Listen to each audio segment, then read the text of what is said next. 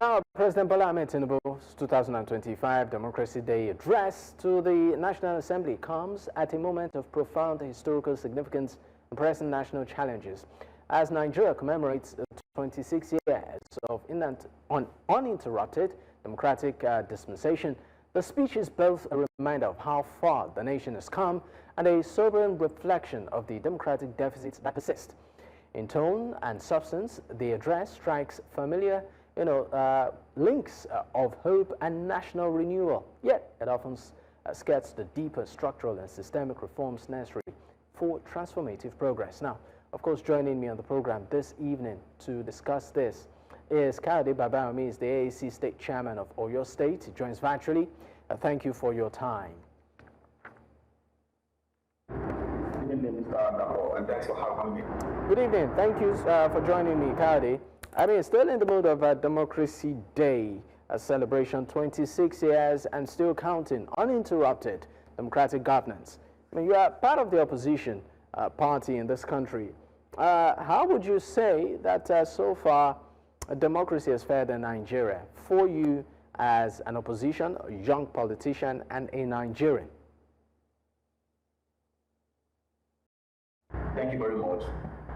Taking a look at the state of things in the country, and we look critically at our democracy in Nigeria.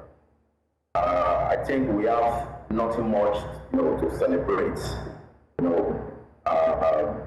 Taking a look at what just happened in Rivers State, and I'm very, very sure that's why Tinubu administration shifted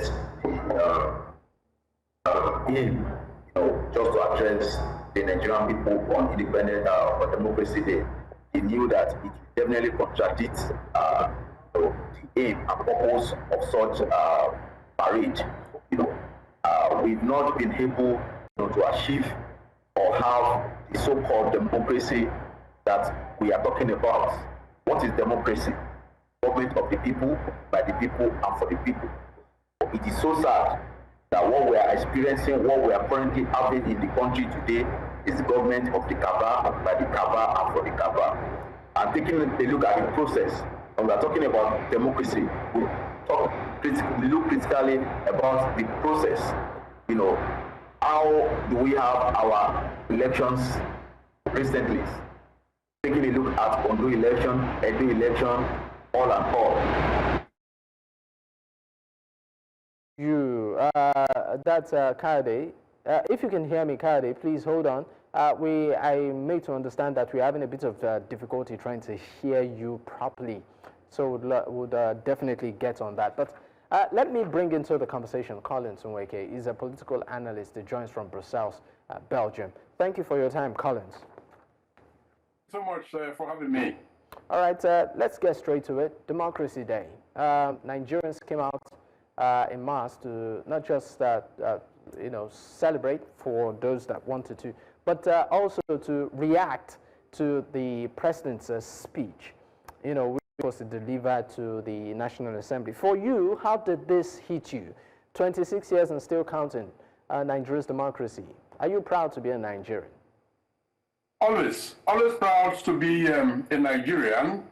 Of course, we have no other country, even for some of us that migrated out of Nigeria for various reasons, some in search of knowledge, new experiences, others in search of, greener pasture. There is always a way of circling back to Nigeria, because that is the home, that is the place that birthed us. No matter how long we hang up on Nigeria for various reasons, it remains so. On a day like 12th June, which is Democracy Day in Nigeria, it gives us reasons to reflect on the Nigeria as a country and on us as Nigerians. And my major takeaway after the reflection is that Nigeria is surviving, but Nigeria is not thriving. And, I was also asked that question, whether Nigeria is under siege. Oh, yes, The categorical answer to that question is that yes, Nigeria is under siege because, many reasons. Number one, the hope that the country should give to its people, protect life and property, take care of their welfare and all of that, it is far from happening.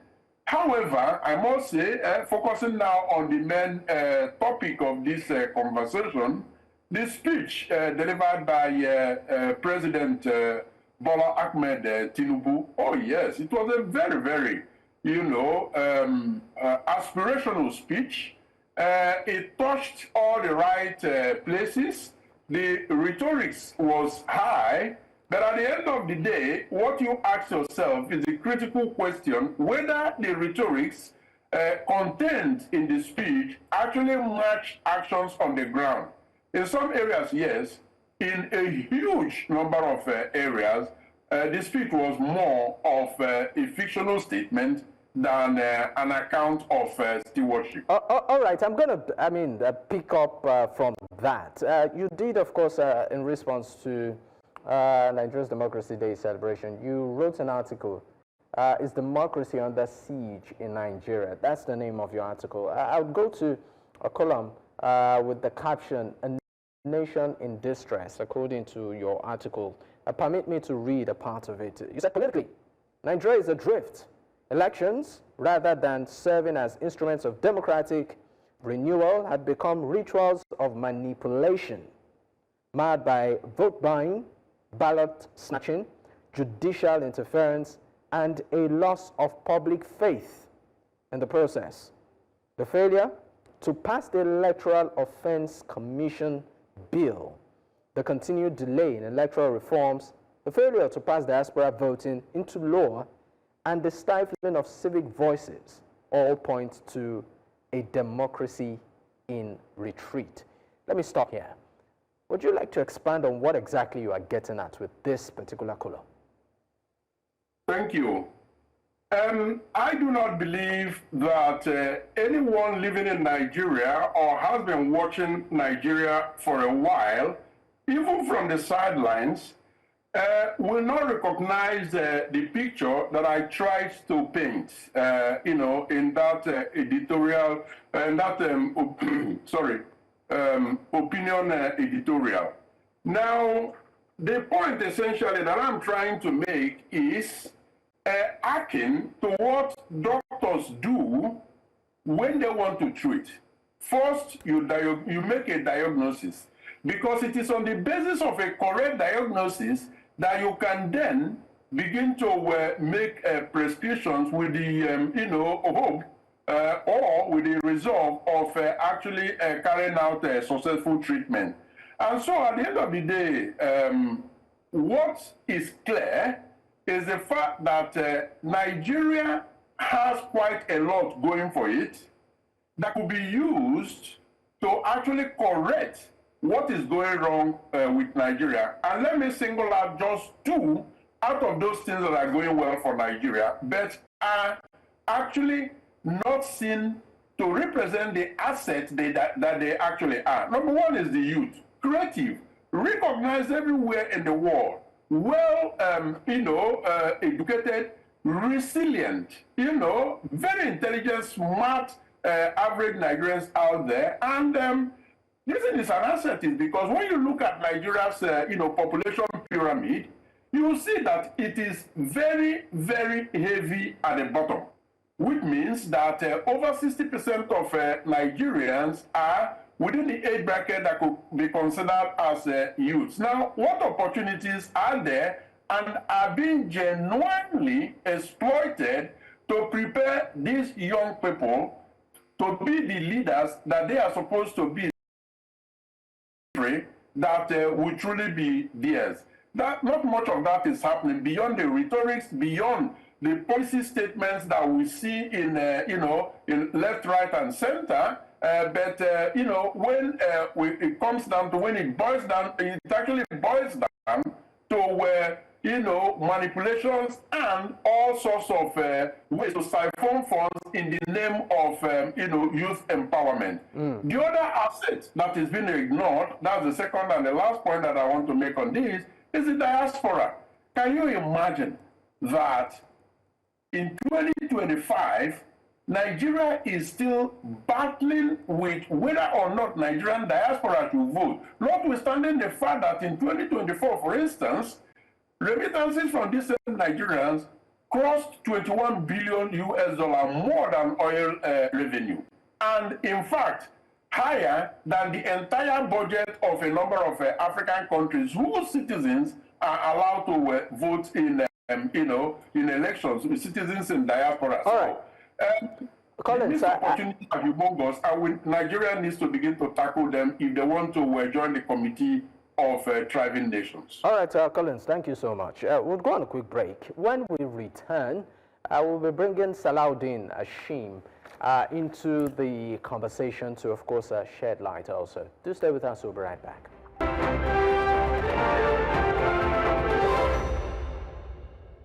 Many thanks for staying with us. It's still Politics HQ on News Central Television, and of course we are looking at the Democracy Day speech by Mr. President, highlighting Nigeria's achievement over the years on that democratic dispensation. I still have my guest with me. Salahuddin Ashim is, of course, a public affairs analyst. He joins the conversation now. Also, we have Kayode Babayomi, the AAC State Chairman of Oyo State, and Collins Nweke is a political analyst who joins virtually from Belgium. Gentlemen, thank you for staying with me. Salahuddin, thank you for joining the conversation. Let me come to you now. During the president's speech on Democracy Day, he highlighted improvements in security, stating that highways are safer and that his administration has intensified security operations.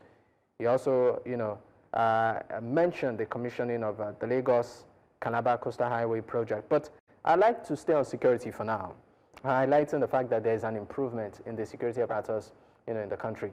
But that would take me to what we are seeing right now in Benue State, where sadly over 200 people have lost their lives in bloodletting. Some would even describe it as mindless, a communal clash.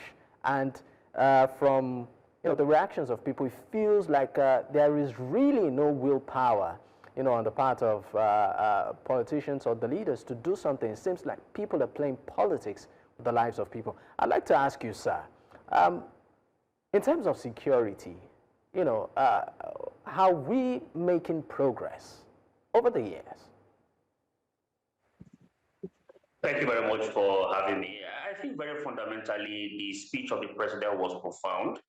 Profound in the sense that he went memory lane, and just like the previous speaker had mentioned, that he made some highlights of gains, but again, the speech was also quite redundant in the sense that it came in an anticipatory note. There were a number of issues that were highlighted in those speeches that were not practically the reality on the ground. Just like you have mentioned, the issue of security in the last 2 years has been quite of a challenge. Yes, some gains on some highways, but again, there is a massive ungoverned spaces that are yet to be taken into account. The architecture within the security balance has not been thoroughly dealt with. The national security strategy, which is currently going through some level of reform currently, has actually not gained the desired momentum under the current national security advisor. And the question that readily comes to mind is that you have a document that provides you with strategic pathway and a roadmap in terms of how to localize security and provide some interagency collaboration and coordination.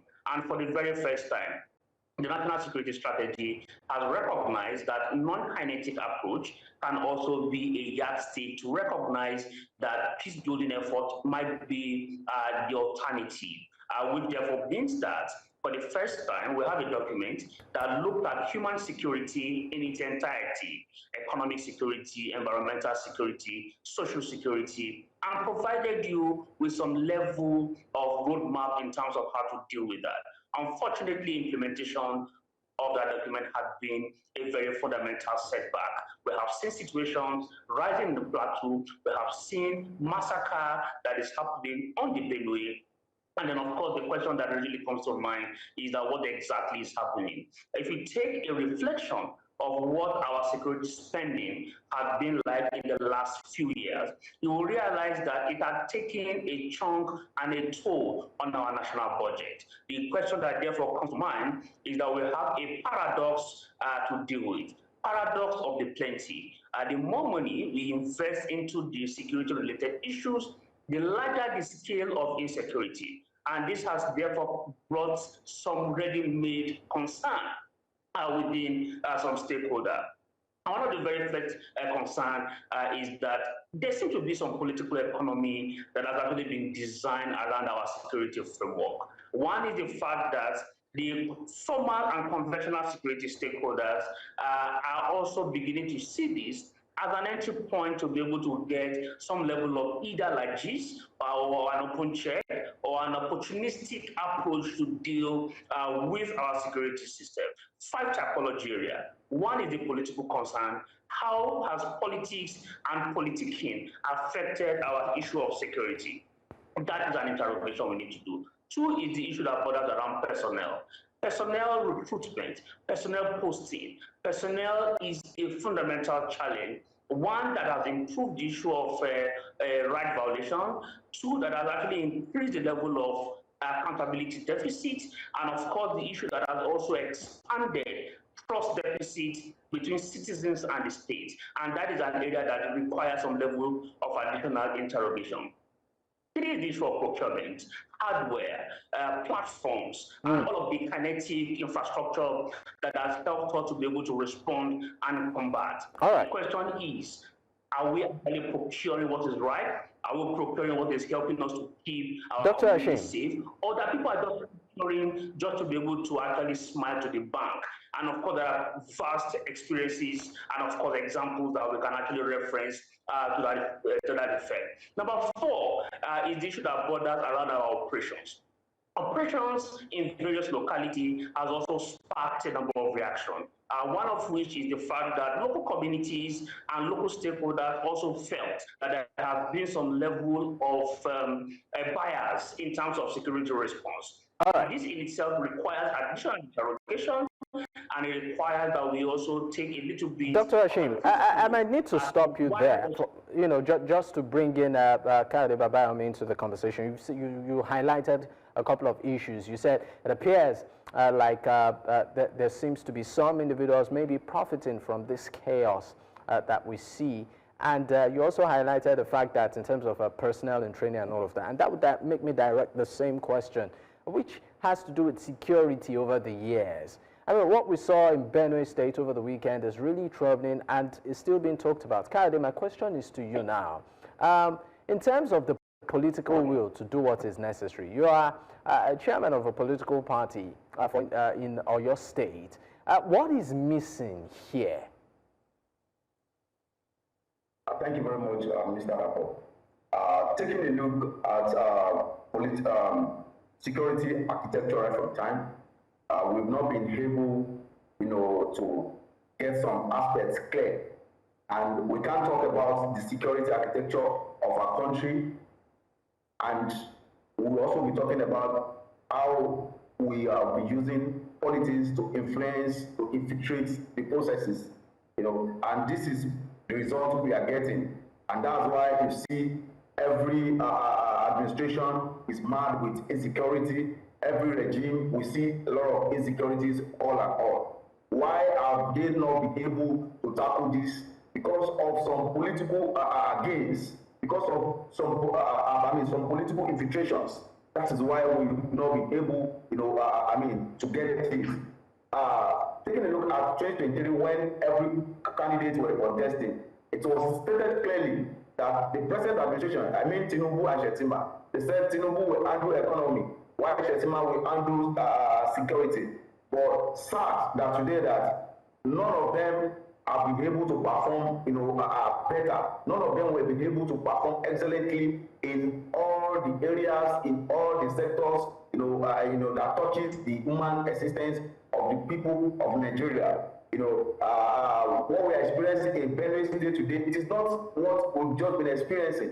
Right from Buhari's administration, down to Tinubu, we've experienced a lot of insecurities, and the sort of people leading us, the sort of people at the hands of our affairs are not, bothered. All what they care is how to politicize, the process, how, like one of the guests said, the postings of all these officers. We say that if we still have the likes of Egbetokun as the IGP of this country, expect all these situations to happen. If we still have the likes of officers who are tend to have retired and they are still in service, expect the collapse of such an architectural structure of such a country. And it is high time that every state is encouraged to have their own police. A case study of are you saying that state police could be a solution to this? I agree to some extent. If the politicians will not also bastardize, if the politicians will not also bastardize it. Because there are also fears. I'm sorry, sir. There are also fears that if, for instance, the state police, law or policies, are put into action, some politicians, maybe governors, might take advantage of it to use them as maybe their own for personal gains. When you look at concerns like this, you'd also want to say it's legitimate. When we're talking about maybe the current governors or in power can use it against opposition voices, yes, it happens. Even though, if not because of the mass that we, African National Congress, put out during the last government election in Oyo State, Makinde tends to bring Amotekun to supervise elections. But we critically stood against it, that we don't want a situation whereby Amotekun to come to supervise election. If there will be some restrictions, if there are some terms and conditions to make sure that these state security agents, security officers, there's a little boundary that this is your mode of operation, this is how you operate, this is your extension, all and all. If you can have these all terms, these terms and conditions together and put it in place, I think it can definitely work. All right. If we just want them to operate, on a free ground, on a floor ground like police, then expect a situation whereby local government chairman will even use such state security against local oppositions. All right. Likewise, the state government will also use this against the state oppositions, all and all. All right. If we can have a situation whereby, there are terms and conditions, there are principles and policies, mode of operations and engagement they can follow, then we can have, we should hope, for a better state policing. Kayode, what we are experiencing today. Kayode, I will come back to you, Kayode. I know you have a lot to say, but we are trying to manage time. Let me come back to Collins on this one. Collins, I'll still make reference to your article. You also did touch on insecurity in the country. Permit me to read another paragraph. Here you said, socially and culturally, the Nigerian state struggles to protect its citizens from violence, from bandits in the north to cultists in the south. Communal strife, religious extremism, ethnic profiling have become normalized. A country as diverse and talented as Nigeria deserves a culture of inclusion, not one of suspicion and repression. Let me stop there, end of quote. Collins, I would also put the same question to you. In terms of insecurity, we've seen happen, administrations come and go. And it seems we are moving in cycles, right? Is there an end to this violence? Well, I hope there is. And I hope also that some of the rhetorics contained in the democracy speech of Mr. President, I would continue to emphasize the fact that, some of them contradict actually the reality on the ground, but let us take them as, intentional statements that are upbeat and that are meant to actually help Nigeria out of the quagmire that it is now. Now, let us also hope that the security approach that emphasizes all of society approach is one that they will take seriously, so that reality on the ground will begin to match rhetorics in speeches and all of that. Now, it is important as well to realize that security is not a problem far from the partners of Nigerians, no matter where in the world they are. Be it here in Europe, United States of America, Mexico, or wherever. Insecurity in one part of the world means insecurity in the same country where you are.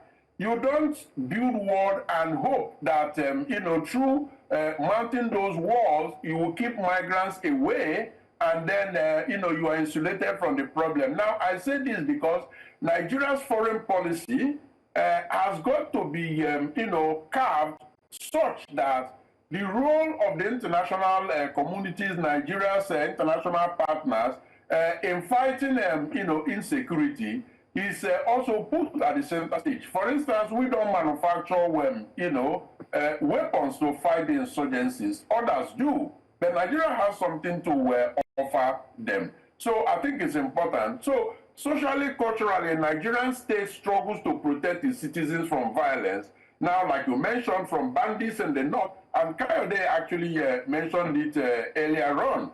From bandits to the north, cultists to the south, communal strife, religious extremism, and ethnic profiling, have become normalized in Nigeria. The country, as diverse and as talented as Nigeria, deserves a culture of inclusion. All right. Where, for instance, the issue of state police is taken into consideration. You don't tell me that because, there is a chance that it's going to be politicized and all of that, that then it's not an idea to be taken seriously. For Christ's sake, as I walk out of this office and heading home, there is a chance, even if it's just 1% chance, that a car could crush me.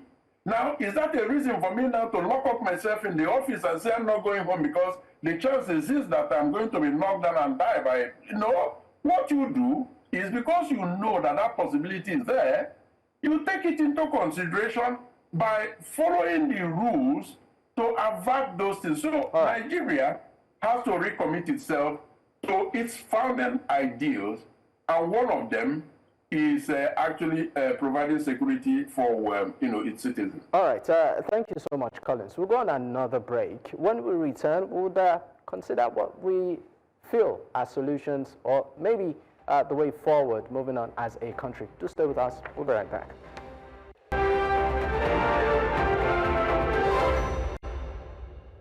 Many thanks for staying with us. It's still Politics HQ on News Central Television. I still have my guests with me. Gentlemen, thank you for staying with me. Let me come to you, Dr. Hashim. Now, Dr. Hashim, I'm going to put this to you, still speaking on security in the country. Some have suggested that one of Nigerian security, well, I call it chiefs right now, during an address, did suggest as, a part of the solution that the country be fenced, saying that this, to a very large extent, could restrict the inflow of, infiltration of terrorists from, border nations who just come into the country, and to a very large extent could serve as, a preventive or protective measure.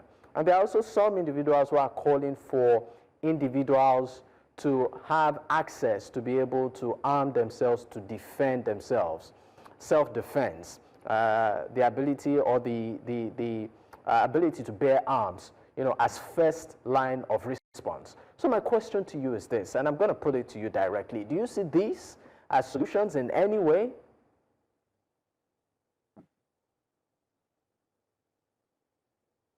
The question is to you, Dr. Hashim. Okay, all right. Thank you very much. Nigeria is actually sandwiched between two axes of evil. One is the Sahel, and the second is the Gulf of Guinea. From Mauritania up until Central African Republic, and the entire activities in the Sahel is where you have the Islamic Maghreb, you have the Al-Shabaab, you have the Al-Qaeda, you have ISWAP, and then of course you have the Tuaregs.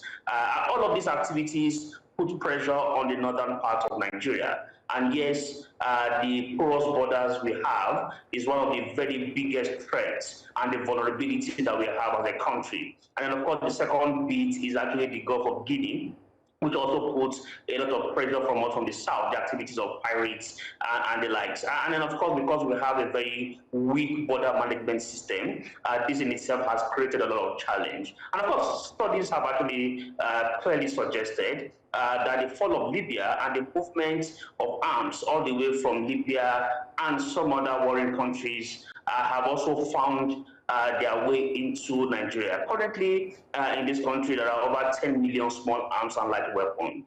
80% of that number is in the hands of non-state armed groups. And for me, that is actually very worrisome.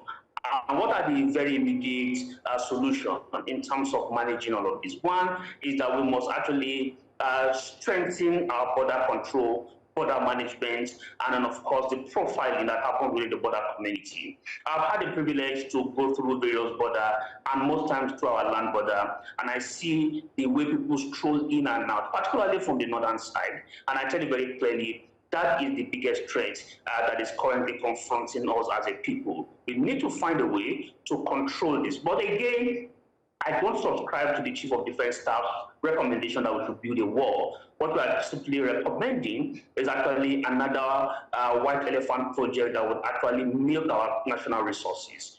What we should do is to bring citizens as part of the architecture for national security, and of course find a way to strengthen our intelligence gathering, and then of course put some level of technology across the border. That for me might be one of the elements that we need to deal with. If we're able to solve that, that would be the two, is that we need to also find how we galvanize our security response and mechanism, preventive diplomacy. And one thing that the president's speech actually dwelt on, perhaps that seemed very positive, was actually the democratic values that he tried to reaffirm his commitment to.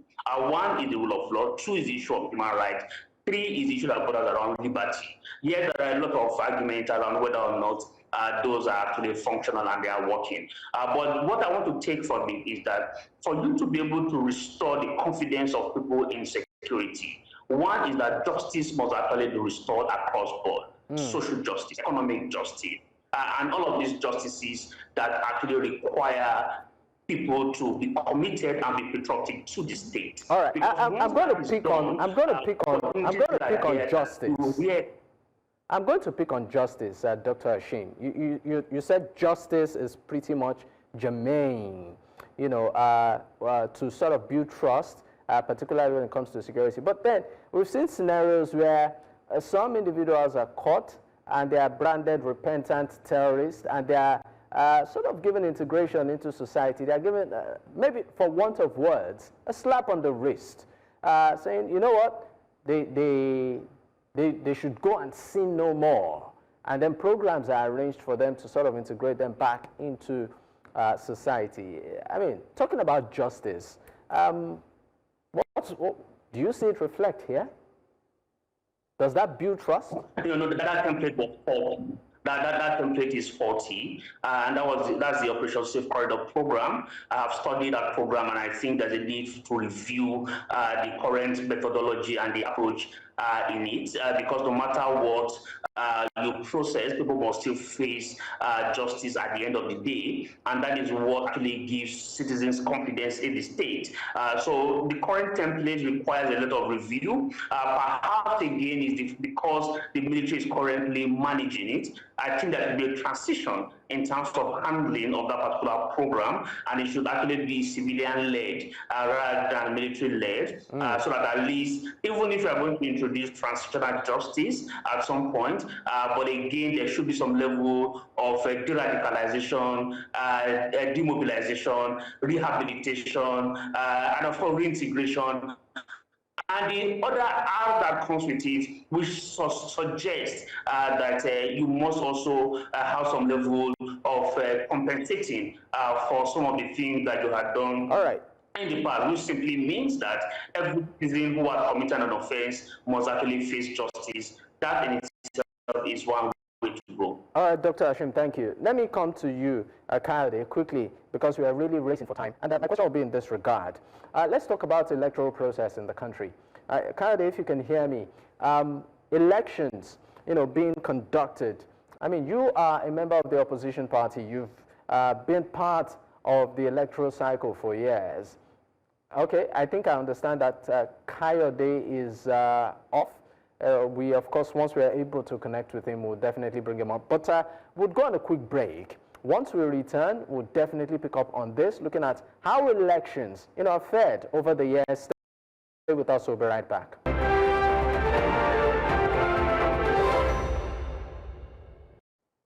Many thanks for staying with us. It's still Politics HQ on News Central Television. And of course, we are looking at the fallout of the Democracy Day speech by Mr. President. I still have my guest with me. Let me come to you, Collins. I mean, we just have a few moments before we wrap up the program. Just a quick one. From an economic standpoint, I mean, we know the cost of living has gone up. Nigerians basically complain about food, shelter, the basic things. And the current administration keeps saying it has faith in its policies. I mean, 30 seconds, if you may, what would be your recommendation in terms of the economy for the administration? Are we actually getting it?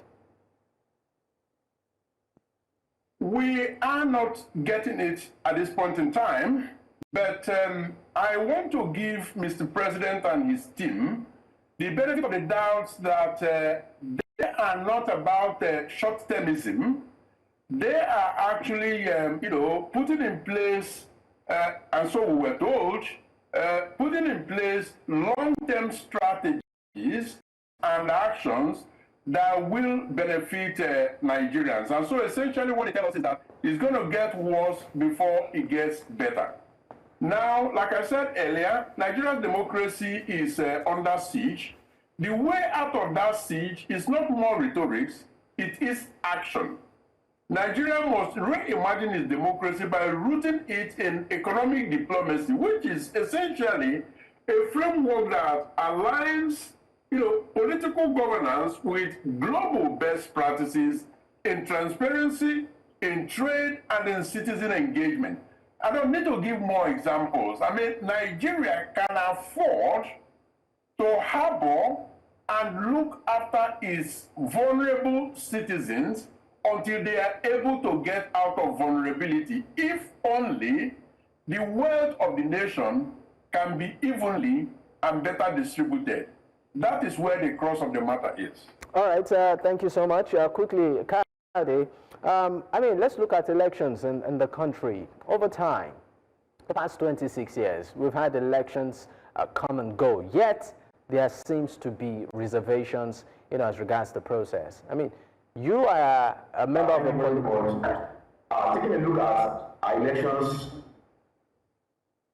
can you hear me? Yes, please, 30 seconds. Your reaction as a political party member, who of course is a stakeholder in the cycle.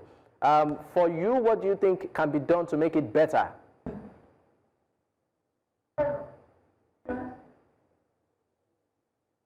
Kayode, can you hear me?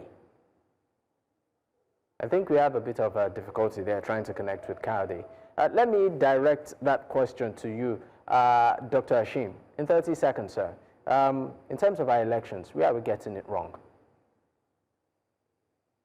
Political party reform. The only stakeholder that has not in any way yielded to reform in this country is actually the political class. So if we must get it right, we must actually get the political class to actually yield themselves to reform, respect the Electoral Act, implement it judiciously, actually follow the rule of law, and ensure that citizens get dividends of democracy. Okay, that's a direct blow to you, Kayode. You are a member of you are a chairman, of a political party in Oyo State. Dr. Hashim has said that political parties should be key players. They should play within the framework of the rules of engagement. I mean, what's your reaction as a political party member? Thank you very much, Mr. Rabo. When we are saying political parties should play in line with the rules of the game, the question we need to ask are the set of people making all these rules? And for what purpose? The set of people making these rules also people appointed by the ruling party, either the PDP or the APC. So when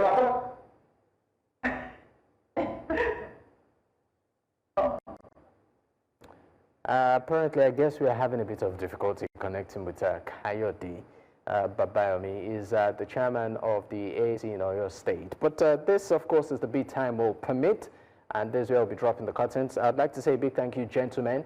Thank you so much, Dr. Salahuddin Hashim, of course, as a public affairs analyst, joining virtually from Abuja. We also had Kayode Babayomi, is the chairman of AAC in Oyo State. Thank you.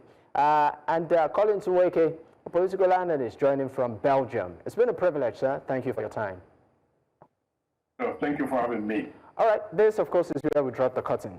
Just to also mention, I mean, Benue is making the rounds. It's really sad that over the years we are this again. Talking about insecurity in Benue State. One of the, what I call it, several states that have had issues. And for residents there, it's rather unfortunate. Over 200 people losing their lives.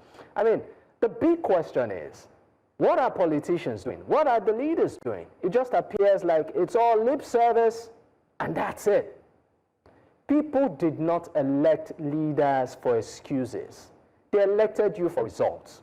And if you know you can't perform, there's something called resignation. Trust me, you will not be the first to do it. Resign honorably if this is beyond you. That's my advice, please. Leaders, sit up or resign. No room for excuses. It's people's lives you are taking at risk here. My name is Dakwa Adegboye. Until I come your way tomorrow, good night.